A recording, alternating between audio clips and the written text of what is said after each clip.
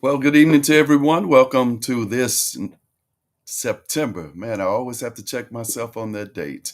September 20 edition of Smart Church Amplified. Certainly appreciate those of you who are joining us on this day, our first time visitors, our rebroadcast crowd watching us on a day other than Wednesday or perhaps Wednesday night. Everybody that's in here, the constant and consistent crowd that keeps us moving, keeps us going.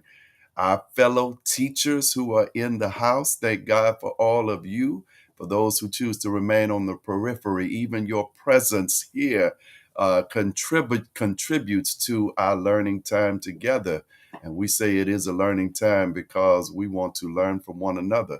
After all, we do call this Smart Church because we want to be smart as it relates to the God that we serve and worship. And we do that by talking about God and talking about God through the Word of God. And so, thank you all for being a part. September 20. That's tomorrow. We'll experience that line over and over again from Earth, Wind, and Fire. 21st of September, over and over again. I'm getting a message. Let's see. Check it out. Ah, somebody's telling me that the picture is blurred where they are. Let me know. Am I coming through clear? Can you see me and hear me? It would help me to know. Yeah, that's Sister Daisy saying I'm blurry as well. Let's see. Hang with me. Just hang with me for a minute. Let's see if it gets any better. I'm not doing anything different with the broadcast. Let's see. And I certainly appreciate everybody who helps us to get this thing straight. Sister Gatlin says we're clear,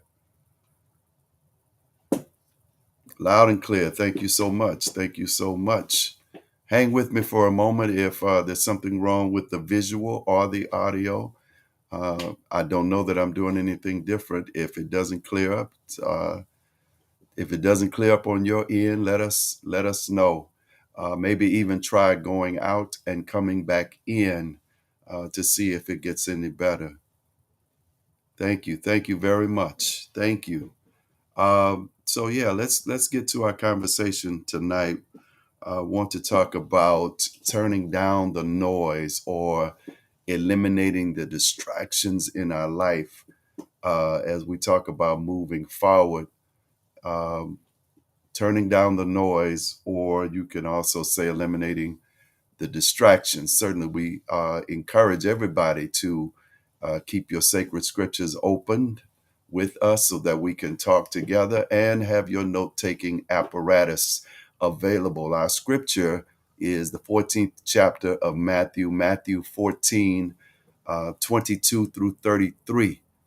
Matthew 14, 22 through 33. I think I jacked that up this afternoon, so we're trying to get it right.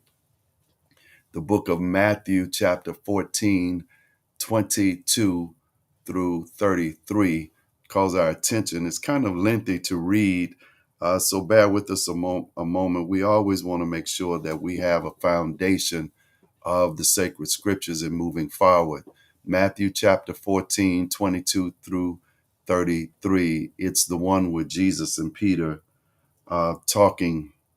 I'm sorry, Jesus and Peter walking on the sea. Reads this way in the New International Version. Immediately, Jesus made the disciples get into the boat and go on ahead of him to the other side. And while he dismissed the crowd, after he had dismissed them, he went up on a mountainside by himself to pray. Later that night, he was there alone, and the boat was already a considerable distance from land, buffeted by the waves because the wind was against it. Shortly before dawn, Jesus went out to them walking on the lake. When the disciples saw him walking on the lake, they were terrified. It's a ghost, they said, and cried out in fear. Verse 27. But Jesus immediately said to them, "Take courage, it is I. Don't be afraid." "Lord, if it's you," Peter replied, "tell me to come on the water." "Come," he said. Then Peter got down out of the boat, walked on the water, and came toward Jesus. Verse 30. But when he saw the wind, he was afraid and beginning to sink. He cried out, "Lord, save me." Immediately Jesus reached out his hand and caught him.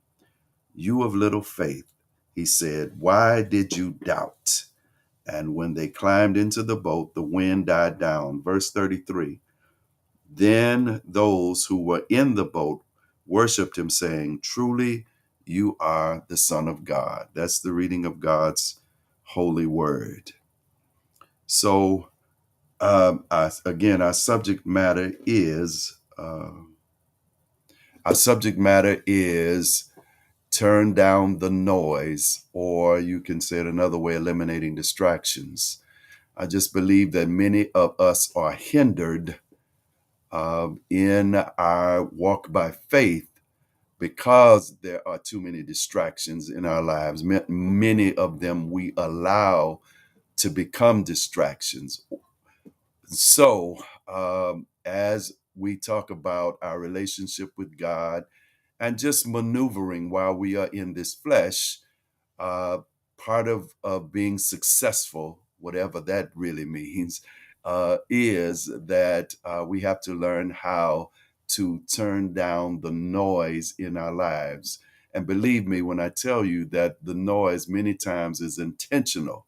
Uh, the forces of evil, whatever you want to call that side of our spiritual walk, intentionally try to get us off course, try to move us off of our square, if you will, or get us to move ourselves by distracting us away from the true rectitude of our course. And so we look at sacred scripture. You know it well about Peter walking on the sea. And as he is walking, the winds and the wave distract him, and he begins to sink uh, bec- uh, because Jesus said he doubted. "Oh, you of little faith." Jesus said he allowed doubt to get in the way and turned away from what was possible in his life. Speaking of Peter, that is. So, it is interesting how in all of the synoptic gospels uh, that the story is told, that we see this between uh, or right after they received the bad news of the beheading of John the Baptist.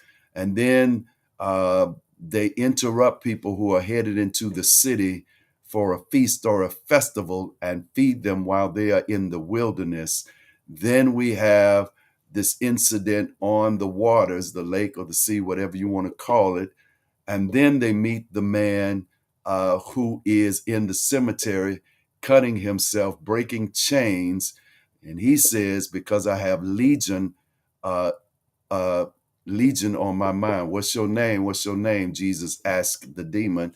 The demon said, our name is Legion," which is a nod to the Roman army. And so essentially, the man has too much Rome on his mind to be able to operate uh, in a healthy way.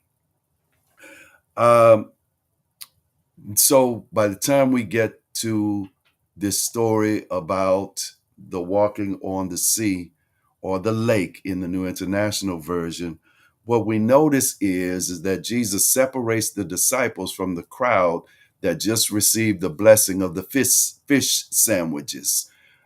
They are out there hungry in a wilderness, and so there's not much or hardly any provision for them. And so Jesus performs the miracle, feeds them. There's extra. They say at least 5,000 men, not counting the women and the children that are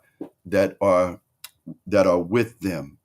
The purpose of recognizing this separation, Jesus sends them ahead on the boat, and then he dismisses, if you will, releases the 5,000 men and their women and children, and the women and children who are with them, is we discover that sometimes there are lessons that have to be learned in life that require us to be separate from our usual course and our usual company.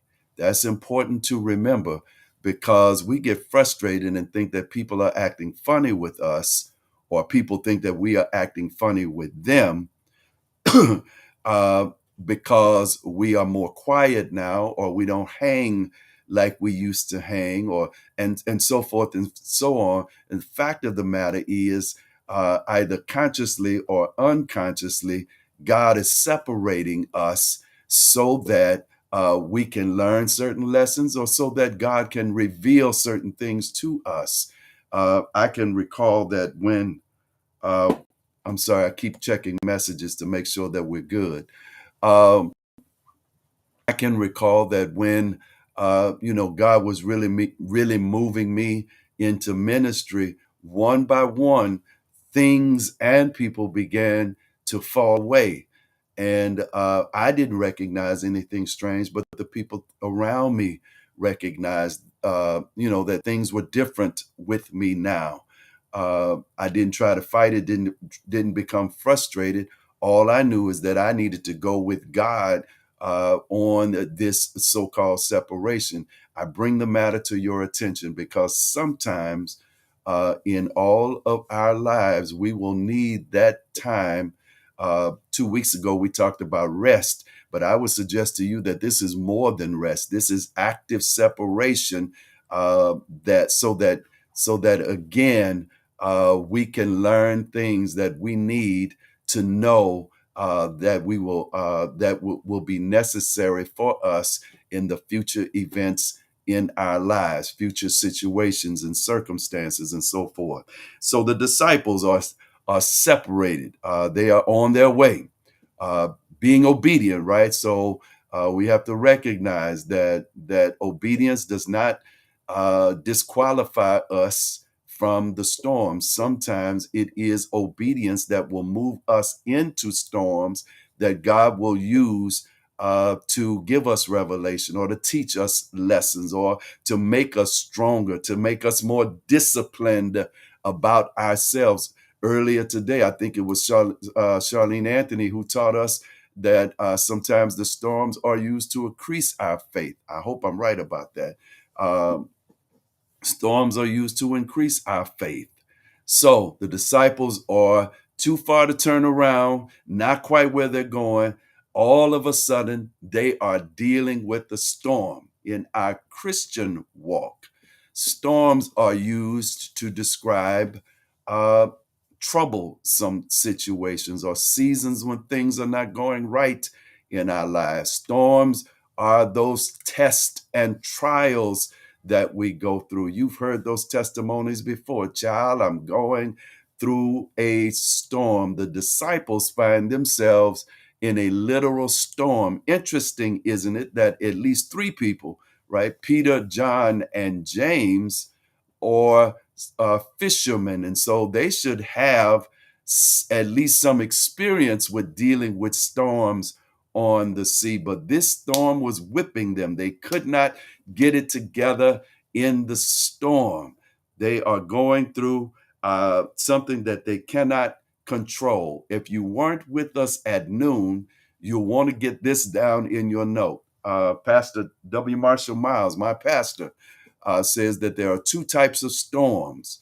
One is corrective. Storm will correct you when you are drifting away from the purposes of God in your life. You want to put in quotation marks Jonah, and go back and check out the story of Jonah, how he drifted away from God's call or command on his life, and God used a storm to make Jonah agree with him that Jonah was going to follow what God intended for his life. The next one is perfection. God will use the storm to perfect something in our lives. That is, as I just mentioned, maybe make us more disciplined, maybe increase our faith, maybe to increase our confidence or our trust in ourselves or in one another, right? So it's more than just increasing our faith or our trust in God. Sometimes we go through storms with persons, particularly families or communities, that increase our trust in one another. How do we frame friendships? This has been my friend for X number of years. We have gone through some things together. Well, that's our way of saying we've faced and made it through some storms together. Um, or it is that our self-confidence has self-confident confidence has been attacked. Self-confidence has been attacked. And so God will use the storm to increase our trust in ourselves. I can make it through this. I can pass this test. This thing will not kill me, whatever it is. Why? Because I have been through the storm, or I'm making it in the midst of the storm. Stick a pin right there, because sometimes we want to use our testimonies to talk about having made it through. I'm on the other side. I'm on the shouting side, and all of that's good. But I need to encourage somebody here and remind you that sometimes your witness for God or your testimony for God is more powerful when you are able to say, I'm not through it yet, but I am, as the elders would say, I am yet holding on. This thing is still raging in my life, but I refuse to give in. I am making it through. I can see myself on the other side. And so God will use storms in that manner to make us better about ourselves, about one another, and especially about our God, right? So the disciples, with the command of God on their lives, have this plan. We're going to the other side. Don't quite know why Jesus is sending us over here, but we will make it through.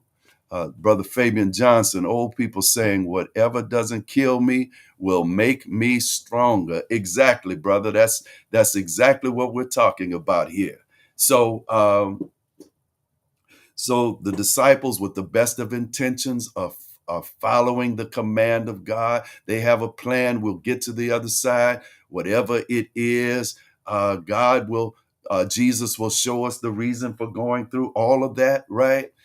Even with the best of intentions, they still find themselves going through what we would call a storm. Here's the point: when the storm shows up, sister, brother, don't give up, don't give in. Make sure you endure.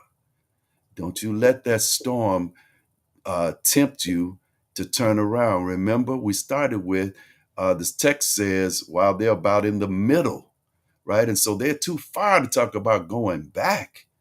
Um, but sometimes storms will tempt us that we want to just go back to what we used to be, what we used to do, hanging with the people, all of that kind of language that we use. But endure, go through. Hear that again. Go through. Do not give up. Don't let the storm make you throw up your hands and you just succumb to the storm. Go through. The best thing I can tell you is about this: there are people in our lives, in our history, even in our personal genealogy, that went through the storm because they wanted to make sure that we have a place in life. Peter showed us that he stepped out of the boat in the storm before it was cleared up. Exactly. Thank you, Pastor Raven. That's exactly right. Peter, with vision and faith, stepped out while the storm was still raging. That's what we're talking about. That's what we're talking about here. You can't give up. You have to go through the storm, endure the storm, not just for your own benefit, but for the benefit of those who are coming behind, those who are watching you. Endurance is the key. It will come and it will go. Somebody mentioned that earlier today. And our elders were right about that, right? Storms don't come to stay. they are all going to move on in the natural and in the spiritual and figuratively for us. Storms will move on. So they're in the midst of the thing, as Pastor Raby says, and here comes Jesus looking like a ghost in their eyes. It's a ghost. Here's why. Well, one, you already know nobody's supposed to be walking on the sea, right? And when you think about, or when you consider, Sister Sutton, when you're going through the storm, make sure that you are anchored in the Lord. Did you hear that? Sister Yvonne Sutton, when you are going through the storm, make sure that you are anchored in the Lord. Man, that's why I always say, watch that chat box, because that's where the real teaching is happening. The real lessons are learned. So, they didn't recognize Jesus. Matthew is so brilliant in writing this particular story that, we always say water, but he describes it uh, in King James, New King James, as sea. The New International Version says lake. Um, Pastor Raby, Peter's showing us how to walk in the spirit while being in the flesh. Exactly. We're coming to that part. So, thank you. Uh, so Matthew is so brilliant that he calls it the sea, because in the first century, in their minds, the sea was dangerous, right? Every time a fisherman went out to make a catch, or somebody was on the sea, in their minds, we're in dangerous territory, because like this, storms come up and the sea will engulf you. You don't know what is lurking under the surface in the sea or the lake, if you will. And also they believe that this mystery and the danger suggests that spirits actually control that water, the sea, the lake. Spirits control. And so when they see Jesus walking uh, on the sea, in their minds, only a spirit can be walking on the other spirits. That's why they tripping. Only a spirit can be walking on these spirits that control this body of water. So they are tripping. Lord, can you imagine? Here's this ghost or this spirit that's coming at us. We don't know what this thing is. We in danger. We're in a storm. This water's trying to overtake us. We don't know what's under this water. And here comes this thing walking at us. And Jesus says, chill. It's me. Chill out. It's me. Don't be afraid, right? It's me. And Peter, check it now, still not sure, says, well, if it is you, let me do what you're doing. Man, that's the faith walk, right? That's in the spirit, as Pastor Raby says. If it's you, let me go out and do what you're doing. And sure enough, Jesus says, you ain't said nothing but a word. Come, right? Literally, he uses a word, but you ain't said nothing but a word. Come on out here. Um, Peter starts his journey, right? Walking on the sea. Had to be in the spirit, as is mentioned, because in their minds, this thing is controlled by spirits. So Peter steps out in the spirit, if you will, walking on the sea, except the noise got to him. And if Peter had just known to turn down the noise, he would have remained out there just like Jesus. Check that out. We say that we follow Jesus, and every good student, every good follower wants to be like their teacher, right? It is not just about receiving knowledge, it is about modeling the teacher, living like the teacher, receiving and then applying like the teacher. That's what disciples do. Peter had opportunity to be out there like Jesus, the one he followed, gave up everything to follow, but Peter did not know what to do with the noise. Now, bring the matter to our attention tonight, sisters and brothers, because too many of us are sitting in the pews and going through the motions and doing the religious stuff, but we're not operating at our full capacity.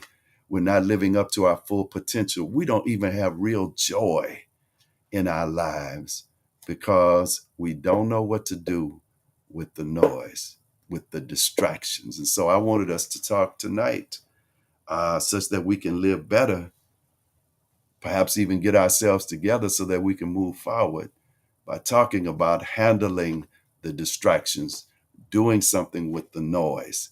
Turn down the noise. Now, here's what's interesting to me. Peter steps out, but the rest are still in the boat. And we've heard those sermons before, uh, criticizing the people who stayed in the boat. Why didn't they have enough faith like Peter? So forth and so on. We know that Peter hollered, Jesus grabbed Peter. They both got in the boat. The storm subsided. Peter got, Peter got out. The rest stayed in the boat, and we celebrate Peter for that moment. Part of the way our society operates and part of the noise that is created around us is that we allow ourselves to celebrate the one without considering the people, the masses. And so one will be accepted by the social structure, or one will have this great experience, even with God. And we don't consider, but what about the rest? That's noise. And so we become distracted. We become distracted uh, with the one without, and maybe I am one of the ones that's still in the boat, right? Or still among the masses. And we say, ooh, one made it. But God didn't intend for just one to make it. And the social structure or the systems and structures of this world will tell us, well, at least one made it. And this is not new, right? It's been that way with athletes and entertainers in our society. At some point, it was the dope man. If we've been honest with one another, we admire the one that kind of meandered and made their way up. Except in days gone by, those who were given platforms, those that became celebrities or so-called famous, they never forgot. They didn't forget the ones that they left, or the masses, if you will. They didn't allow the noise of being famous to make them lose focus that there's a debt owed to our God and to our people, right? And so we don't see that kind of stuff today. The James Browns of the world, uh, the athletes, the Jim Browns, the Wilt Chamberlains of the world. Uh, you probably have a list longer than my arm that you can name entertainers and athletes, or people just that were given a platform that also consider I still have a responsibility to people.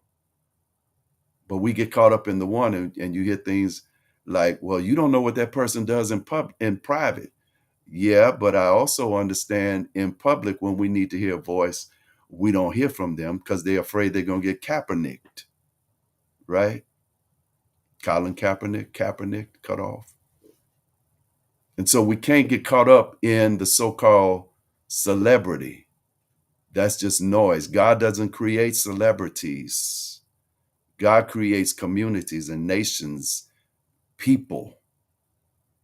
And so what happens in our world is the noise of celebrity will distract us such that we will miss the people that need to hear from us, or the people that are watching us, or we'll find ourselves spending our valuable time and energy trying to figure out what's going on with the so-called celebrity.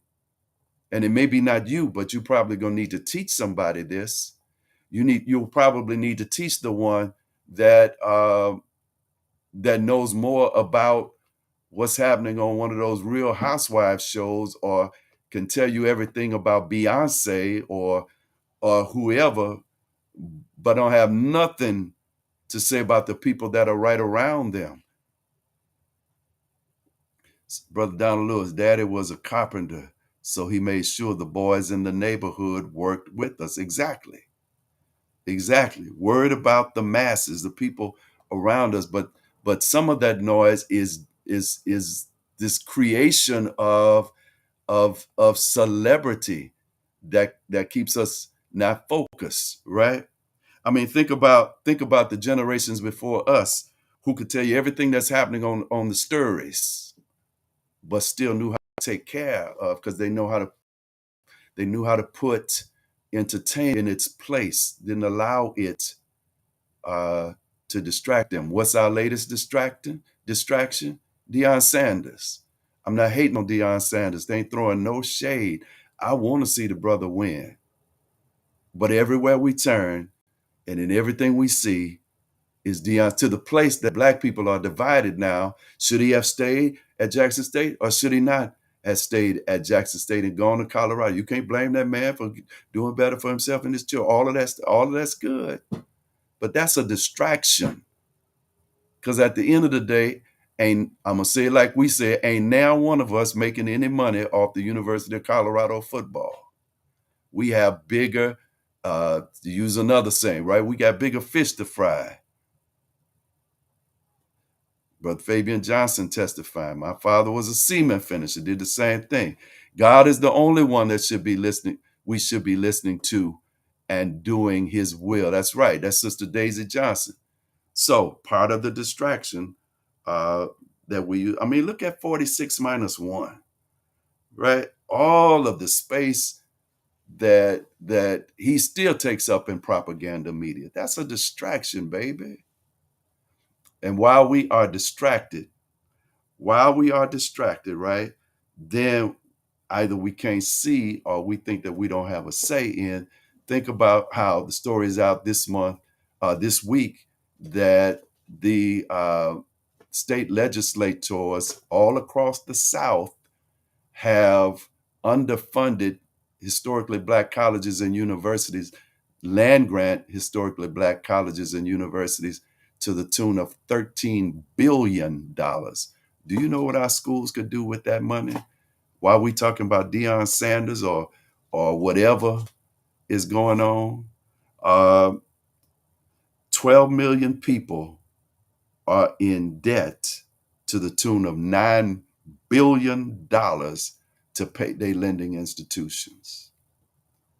So while we are distracted, our sisters and brothers are getting caught up in this web that can end up with a loan that starts, extremely low, and end up with end up with a loan with 300% interest while we are distracted. While we're distracted, right? The Klan is literally on the ballot for the Louisiana governor's race in Baton Rouge. I'm sorry, in Louisiana. Literally. And we still have people who are saying there's no need to vote. And the Klan will appoint judges that are at least Klan adjacent, right? And eventually, some of our daughters and sons will have to stand before these judges if they, get convicted and have to appeal and so forth and so on, because we distracted. You see the importance here, and think about your own. Think about your own walk, Pastor Arabia. A lot of us can't hear God.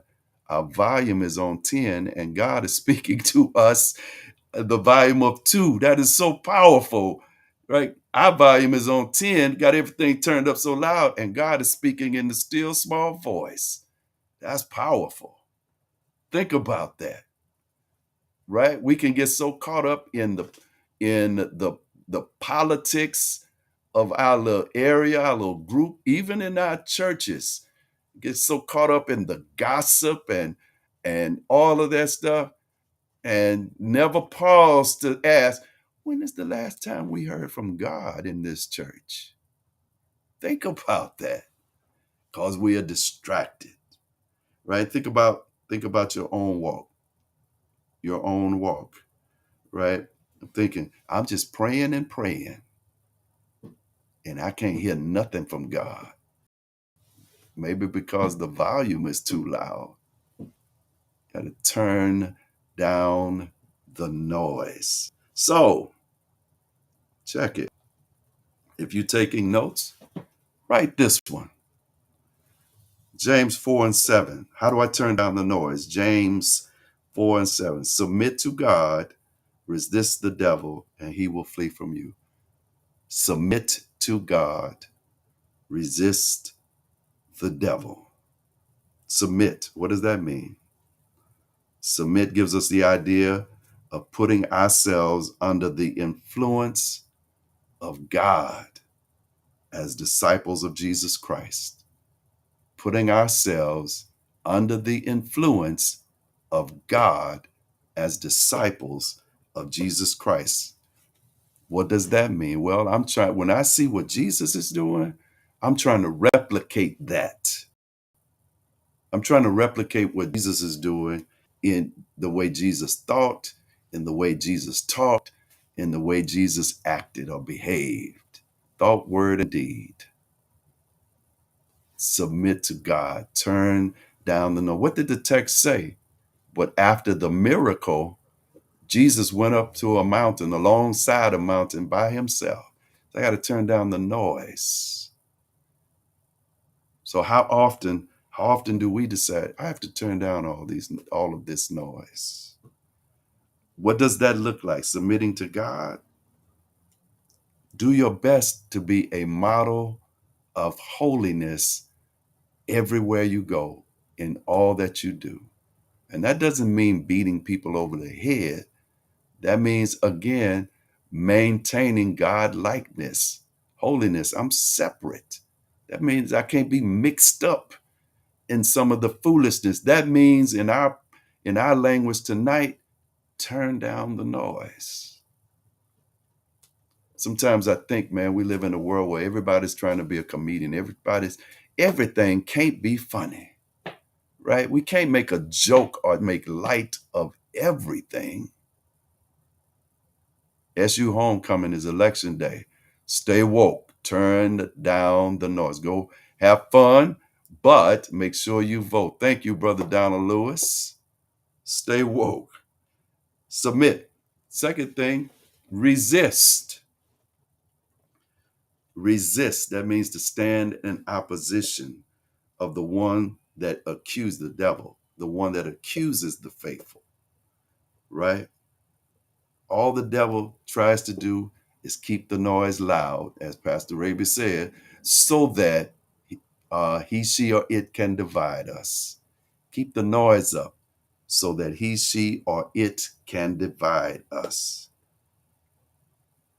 So you got to have to separate yourself, resist, push back on those who try to amplify the foolishness. Push back on those that try to amplify the foolishness. And sometimes it turns out like this. Jesus told the story and essentially said to us, why are you trying to pay attention to the pole in my eye, and you can't see to the splinter? Why are you trying to pay attention to the splinter in my eye, and you can't see that big old pole in your own eye? Think about that. Turn down the noise. What does resist look like? Well, Romans 16 and 17 says, now I urge you, brothers and sisters, note those who cause divisions and offenses contrary to the doctrine which you learn, and avoid them. Romans 16 and 17. Avoid them, resist them, push back. So here's what happens when you get serious, when we get serious. But I got to do better. I got to live better. I have to represent God better. Then here comes the noise, right? Hey, domain, listen to this. Look at this. That's the way it works, right? Let me distract you. Let me distract you for just a little while. How does it happen today? 24-hour news cycles. The internet has been described as a fire hose of information, just deluge of information, if you will. Uh, what does it look like today? The person to person carrying of propaganda, right? The repeated, uh, the repetition of knowledge that's meant to shape uh, the ideas and ideals of a community or of a group. Think about the way certain stories are told to us. Yeah. Think about the way certain stories are told to us, right? You can tell there's a slant because it's propaganda. Even in our person to person conversations, how often do you hear one side of a story or a situation, and in your mind you're thinking there has to be more to this. This is not adding up. The children say this math ain't mathing, or I sure would like to hear the other side of this because I don't believe I'm hearing the whole story. Propaganda. Not to mention, right, our so-called mass media. Uh, you'll notice that when the bus drivers in our area, school bus drivers in our area started, mentioning their work conditions and their pay, and they're saying, "I'm not dealing with this anymore." All of a sudden, we get these little news stories sprinkled in about every little wrong thing that goes on and goes wrong in the bus system. Almost like saying, "Oh, this bus was 10 minutes late today." Those kinds of things are going to happen when you have that many moving parts. I'm not making excuses for anybody that does wrong. Don't think of me like that. But what I'm saying is, we get the propaganda. Somebody's promoting these stories for somebody's good. Think about the revisioning of history that we deal with, even on a personal level. By the time the story is told, key elements are left out to fit somebody's agenda, right? So think about on a global level, the way. Oh man, I'm reading a great book. I can't put my hands on it. It's a novel, but it's talking about fact, about how uh, one group recognizes the trouble that they've been going through at the hands of another group, and then the troublesome group comes in and gives speeches about how wonderful we are to you, and you can always count on us, right? Propaganda. It's noise. You got to learn how to turn off CNN and stop watching it every time something happens, right?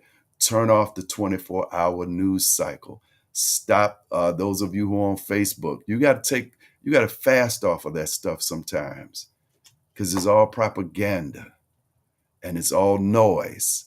And we have to learn how to turn off the noise. Perhaps it is that you don't go to brunch on a couple of Sundays after church. You need a break from the gossip, right? Or from the pretension that we see happening in our society so often. You got to turn down the noise. And in turning down the noise, it's just like fasting, right? Then I have to turn to something positive because I can't leave myself vulnerable and empty. What is positive? Well, what do I need to improve uh, in my life? What improvements do I need to make? Right? Do I need to spend more time doing this and less time doing that? Your side, his or her side, and the truth. Filter what you allow in your headspace. That's Sister Keisha Moore Exactly.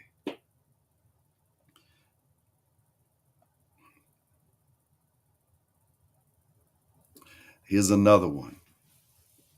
Ego. The Bible calls it the flesh. We have to turn down the ego or the flesh. Now, granted, there is some healthy narcissism. Healthy narcissism says you want what's best for yourself and thus the people around you. Healthy narcissism says you're not going to let people just walk all over you and so forth and so on. But man, when the ego goes unchecked, that's when we start dealing with destructive and unhealthy narcissism, that which tears us down. Unhealthy narcissism does things like to us, my gifts and my works are better than everybody else's gifts and works around me, or unhealthy narcissism or ego, or the Bible calls it the flesh, says, I'm the only one that can be right. I got to be right. And if I'm not right, I'm going to argue you down until you give up and say that I'm right. Like kind of say uncle kind of thing, right? Or the flesh, the ego, the unhealthy narcissism uh, will will uh, will push us to the point that we believe in these human imagined hierarchies, that this group is better than that group, or this person is better than that person, that is so far away from what God said or the way that God designed us to be with one another. We start to believe in that light skin, dark skin stuff. Yes, that still happens in 2023. We still believe in that straight hair or good hair. What in the world is that?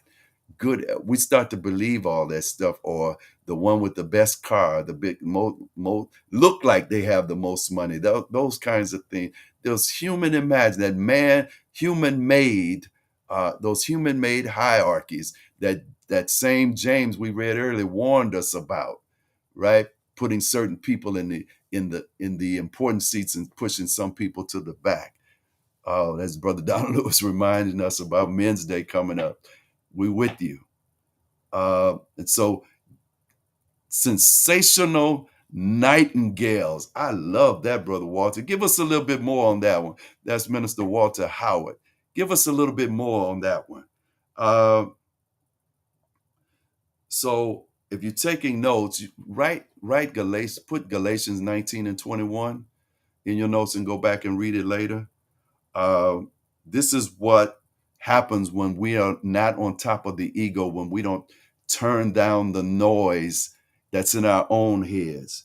The works of the flesh, evident, which are adultery, fornication, uncleanness, lewdness, idolatry, sorcery, hatred, contentions, jealousies, outbursts of wrath, flesh, selfish ambitions, dissensions, heresies, envy, murders, drunkenness, revelries, and the like. All of that is a result of not turning down the noise of the flesh, the ego. But in that same chapter, Galatians 5:24 and 26, through 26, here's how we turn down that noise. And those who are Christ have crucified the flesh with its passions and desires. If we live in the Spirit, let us also walk in the Spirit. Pastor Raby mentioned that earlier. Let us not become conceited, provoking one another, envying one another. Turn down the noise. The noise just might be our own ego. Even if we don't voice it or articulate it for other people, we're thinking it in our heads. Who she thinks she is stepping in front of me like that? All of that kind of craziness. Ooh, look what she's wearing. I can't believe he acting like that. I'm much better than that, right? I'm so glad I don't act like that. I'm so glad God made me better than that. All of that craziness. Turn it down. Turn it down, because it's nothing but a distraction. Is the other side of that. That is the uh, the inner hyper criticism of ourselves. This is a community thing. You ever met black folk that don't have nothing but criticism for black folk? But the white people stuff is better. You ever met those people? We're seeing it now with Deion Sanders. That ain't nothing but noise. Turn that down. Because he moved to Colorado, that's better than Jackson State. Really? How do you define better? What does better look like? The racism that is of Boulder, Colorado, right? Or the community that is of Jackson State University. Not only is it a community uh, situation, but it is also extremely personal. You've heard this. You've heard the phrase, "Nobody can be harder on you, more hard on you than you can." Right? Nobody's hard on you like you hard on you. Right? And so sometimes we have to learn to turn down those self hatred critiques of ourselves. Here's some dangerous language. Catch yourself and resist it. Turn it down. Dang it, I can't. That's good enough. I don't deserve. It will never happen for me. Everything I touch fails. There must be something wrong with me. I wish I was dead. If I had the courage, I'd kill myself. All of that is dangerous language that sister, brother, you got to turn down that noise. Turn it down. Do not allow that space in your consciousness. I want you to remember Genesis 1:26 and 27, right? That says you made in the image of God. Let us make humans in our own image. There ain't nothing wrong with you. And then while you're writing, 1 John 4 and 4. 1 John 4 and 4. Greater is he that is in you than they that are in the world. Turn down that noise. Our people, yeah, all of that stuff is against God, right? That list, you're right, Pastor Ray, but all of that stuff is against God. Look, our people need you, ma'am, sir. I don't care what stage you are in life. We need you, right? Your people need you. The people that are in your concentric circle, family, friends, your people need you, right? But no more than that, you need yourself. But the way we make it, the way we don't lose our mind and give up too soon and all of that kind of stuff, turn down the noise. Resist. Well, first submit to the will and the way of God. Resist all of the stuff we talked about, the ego, the self-deprecation, the worldly kind of noise, distractions that take us away from who we are and who we're supposed to be. Inner hypercriticism of self. Yeah, change your mindset. You're right. Sister Keisha Moore saying, speak life into your existence. I would hope that others would help me fix my crown rather than break me down. Uh-oh, a little rhyme there. That's some good stuff. You better check out Sister Moore. Yeah, speak life into yourself. Turn down that noise. We need you, right? We need you. Your people need you, and you need yourself. God bless all of you. Thank you. We were a little bit early tonight. You got to give me credit for that now. We're a little bit early. We usually roll a little bit over. I appreciate all of you who helped us teach tonight. Thank you so much. Thank you, all of you who were here for the conversation. We appreciate you. You already saw that Brother Donald talked about Men's Day. The choir is in there now, rehearsing, preparing for us. Brothers are asking congregation to help them, our community, not just the congregation, community, to help them collect 1,000 pairs of new white socks so that we can give to our unhoused and needy sisters and brothers. So help us out. Bring a few pairs of new white socks when you come this Sunday. Brothers, don't forget. Don't forget the assessment that we charge ourselves on Men's Weekend. Sisters, if you did not pay your assessment on last weekend, it is not too late. In fact, you got all year to make it happen. So please help us to continue the work of ministry with your financial support. Let's see what else we have. Souls to the polls. We're still trying to get a bus. Right now, we're not getting very good response for the bus to Souls to the polls. So if you'd like to ride the bus with us, please let us know as soon as you can. Call the church, use the sign up. Please help us there. If not, if you choose not to ride the bus, that's cool.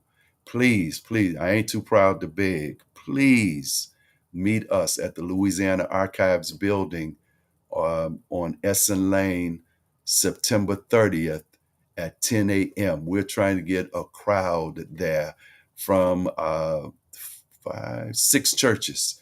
Six churches. We're trying to get as big a crowd as we can to make sure you're welcome. But we in this thing together, Sister Porter. We're trying to get as big a crowd as possible there so that we can make a difference on that very first morning of early voting. So please help us in that effort. You're going to hear some more coming up about this election season. Just had a phone call today with Sister Ella Moore and Sister Antoinette Patterson. They are planning some powerful stuff for us. So be on the lookout for that.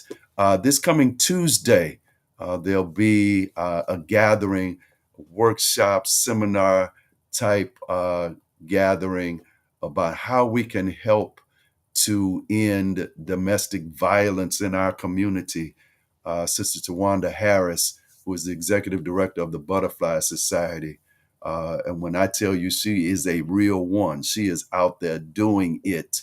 The Butterfly Society will be here Tuesday evening, I think at 6 o'clock, Tuesday evening at 6 o'clock.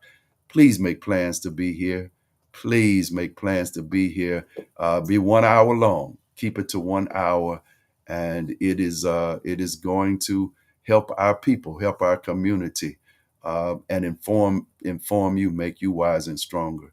Tuesday at 6 with the Butterfly Society. Homecoming is coming up, as was mentioned, and we're planning some stuff for you. Already made some connection today. You are going to be very well pleased. We are planning something powerful for homecoming weekend, so be on the lookout for that as well. October 14th is that day. Also, that's election day, as we were reminded. So if you don't get it in early, make sure that you vote in this season. As I say, man, it doesn't seem important, don't seem like much change until you look at those judicial appointments that are made by the wrong people. And it's all fun and games until grandma can't get her medicine. It's all fun and games, right? Until Medicaid or Medicare is cut off in this state, and so forth and so on. So we got to make it happen.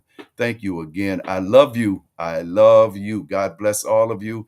Have a great evening. Peace.